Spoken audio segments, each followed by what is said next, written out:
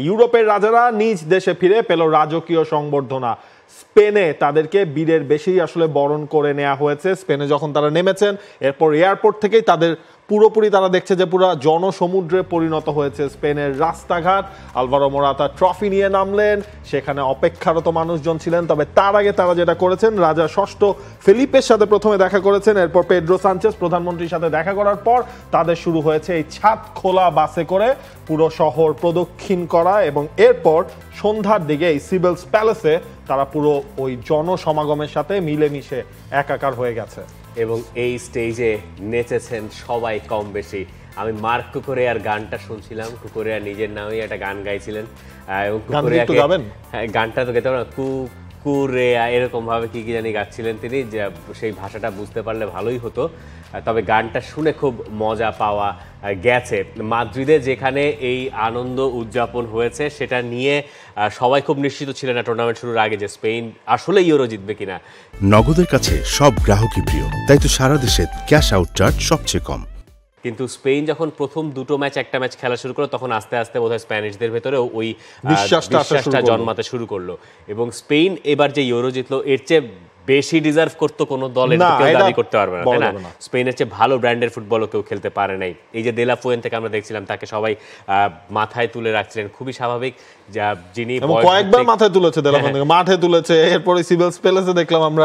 তার যে দলের কোরটা তিনি অনেক দিন ধরে সামলেছেন বয়সভিত্তিক দলে, এবং তাদেরকে তিনি ওই বিশ্বাসে রেখেছেন যে তোমরা সবাই মিলে স্পেন, এটা মাদ্রিদ না, এটা বার্সেলোনা না, আলাদা করে বাস্কো না।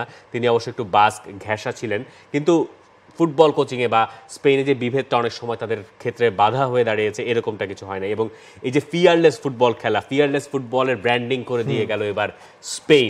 এবং সম্ভবত এই ফুটবলটা, যে ব্র্যান্ডের ফুটবল লামিন ইয়ামাল, নিকো উইলিয়ামসরা খেলেছেন, সেটা বাকিদের জন্য অনুসরণীয় এবং অনুকরণীয় হয়ে থাকবে আগামী দিনে। লোকজন, আমরা যেমন 2008-এর 10-এর স্পেনের কথা বলি, আগামী দিনে লোকজন বলবে যে এই স্পেনের মতো খেলতে পারলে এটা বোধহয় চোখের জন্য সবচেয়ে শান্তি। ইনফ্যাক্ট দেলা ফুয়েন্তে কিন্তু একটা কথা আপনারা বলেছেন যে এটা একটা নতুন প্রজন্মের জন্য এটা একটা গর্বের ব্যাপার। ওই যে একটা ধরেন নিউ ব্যাচ, এই নিউ ব্যাচের ফুটবলাররা তারা যে একটা সাকসেস পেল, তিনি বলছেন এরাই আলটিমেটলি ফিউচার স্পেনের।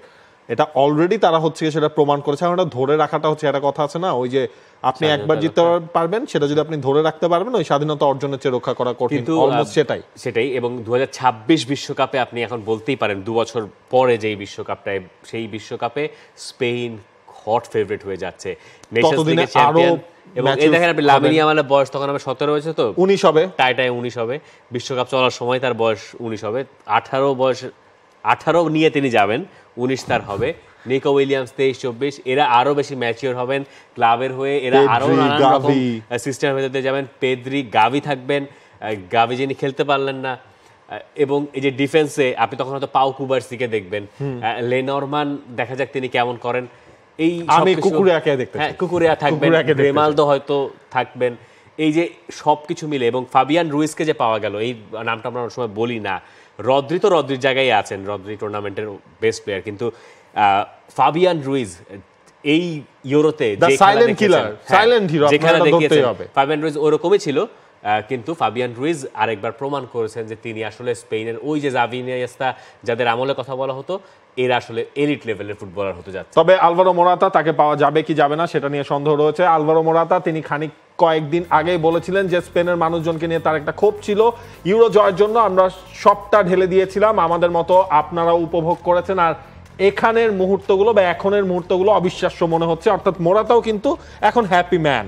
তবে যে জিনিসটা স্পেন রিপ্লেস করতে চাইবে সেটা হচ্ছে আলভারো মোরাতাকেই একজন প্রপার নাম্বার 9, যে আলভারো মোরাতাকে আমরা চেয়েছিলাম, মানে ছোটবেলা থেকে দেখছিলাম আলভারো মোরাতার ক্যারিয়ারটা ঠিক ওই পথে যায় নাই।